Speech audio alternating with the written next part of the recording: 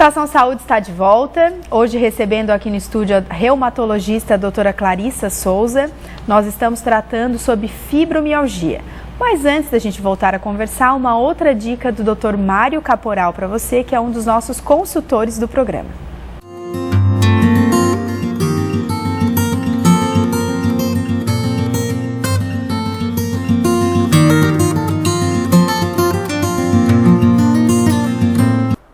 Eu já falei no programa passado que a gota se deve a um acúmulo de ácido úrico no sangue. Sabemos que 2% do ácido úrico é metabolizado a nível do fígado e um terço dele é devido à nossa alimentação. Então devemos entender que é muito importante que saibamos que a gota acomete principalmente os homens a partir dos 40 anos de idade e a mulher na pós-menopausa. E a pessoa sente muita dor, muitas vezes dificultando a pessoa de caminhar. Isso se deve principalmente ao aumento do ácido úrico e o acúmulo de cristais de uratos a nível de articulação, causando esta inflamação. Por isso é muito importante que as pessoas tenham atenção quanto à sua alimentação, quanto à sua dieta e o seu tratamento, porque a gota ela se manifesta muitas vezes, durante a manifestação dela pode durar de 3 a 10 dias e depois regredir, passar um bom período sem sintomatologia e depois voltar outra vez. Esse é o quadro principal que nós encontramos na gota.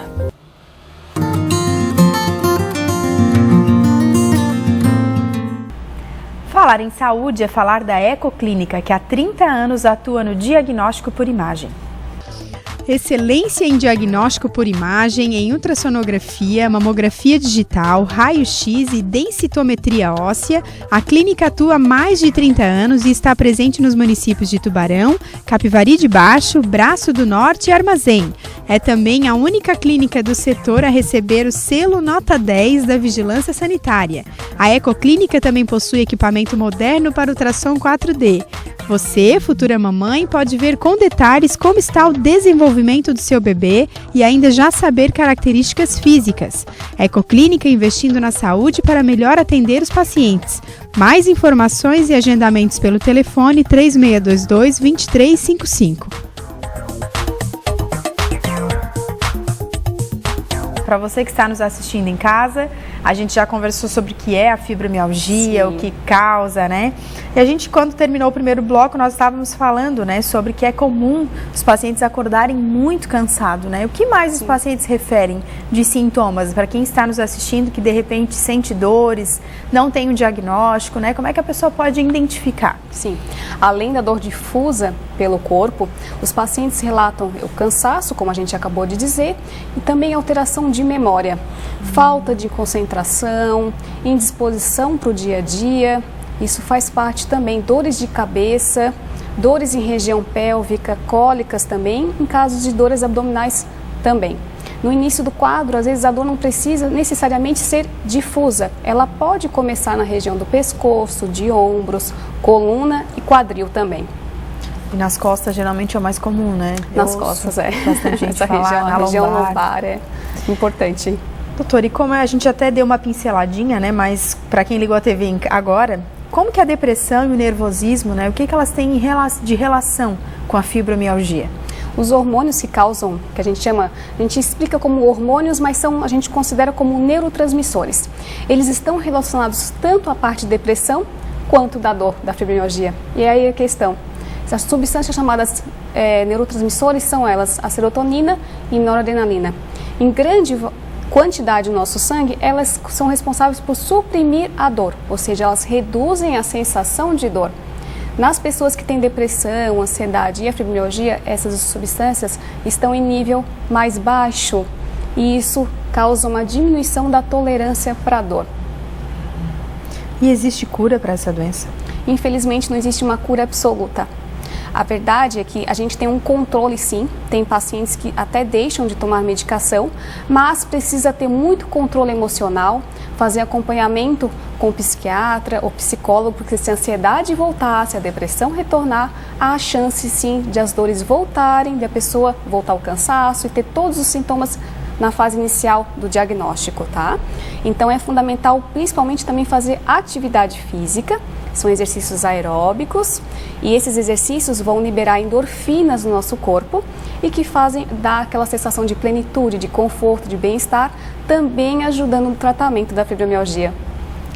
Tem algum tratamento alternativo que a gente pode chamar que trataria a fibromialgia? Sim, temos outros tipos de tratamento, eles não são comprovados cientificamente, não tem os estudos ainda publicados, ainda não comprovam, mas a gente vê que em alguns casos há melhora sim. Tem pacientes que fazem massagem, quiropraxia, que fazem acupuntura, tudo isso, meditação, que na verdade também melhoram a parte do estresse, do sono. Então tudo isso também pode ajudar em alguns casos também.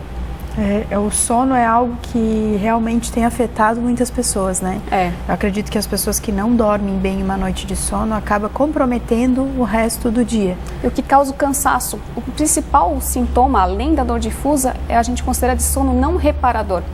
As pessoas que não dormem bem, em alguns casos a gente trata, melhora o sono, até investiga outras causas como a apneia do sono, síndrome das pernas inquietas. Então tudo isso também contribui para um sono não reparador e piora as dores. Então, como a gente comentou, né, então os exercícios eles realmente são indicados, né? E aqueles pacientes que sentem muita dor, tipo, poderia fazer uma hidroginástica que não tem tanto impacto? O que a gente sempre orienta é em relação ao início da atividade física. A gente fez o diagnóstico recentemente, começou o tratamento e está na hora de fazer atividade física. O que a gente pede é que não seja uma atividade exaustiva, evitar pular, correr nos primeiros dias. Pode ser devagar e progressivo, nem que seja 10 minutos, 15 minutos, 20 e for aumentando progressivamente até a pessoa se acostumar. Repriso que nos primeiros dias de fazer atividade física, há dor sim, porque ainda não tem um tratamento, ela precisa se acostumar com o exercício físico. Há dor, o normal pode acontecer a dor no início do tratamento, mas não pode ser forte. Então é melhor fazer atividades físicas em dias alternados, seria uma alternativa que a gente teria. E tentar encontrar um exercício que é interessante, né? Porque às vezes as pessoas pegam um que está na moda e aí acabam ficando desestimuladas. Alguma dança, né, muito agitada. Então seria uma hidroginástica, uma caminhada, andar de bicicleta, algo mais light. E há alguns relatos que os pacientes que sentem muita dor, às vezes com medicação, não é aliviado. Sim. E aí, como que esse paciente faz, assim? Teria que trabalhar só a mente, mas nem sempre é relacionado com nervosismo e depressão. Tem outras coisas que podem causar, né? Sim. Na verdade, é um conjunto. O tratamento é multidisciplinar. A gente precisa do remédio, em alguns casos, muitos remédios a gente usa são antidepressivos pelo mesmo mecanismo de ação, tá? Antidepressivos, alguns analgésicos dá para usar. O ideal é evitar anti-inflamatório, porque não há uma causa inflamatória mesmo na fibromialgia, então a gente costuma evitar. Só em casos isolados, quando tem uma tendinite em ombro ou alguma outra causa inflamatória que nada impeça que esteja associada também com a fibromialgia, não que seja objetivamente diretamente ligada com a fibromialgia, mas pode ter outras doenças também que possam precisar de anti-inflamatório. Mas é tratamento principalmente com exercício, o acompanhamento psicoterápico, rever também no dia a dia do paciente os problemas, o estresse, né? É fundamental conseguir trabalhar com isso. O Estação Saúde agora vai para um breve intervalo, mas nós voltamos já trazendo mais informações para você sobre o nosso tema de hoje, que é fibromialgia. Não saia daí, fique ligado com a gente.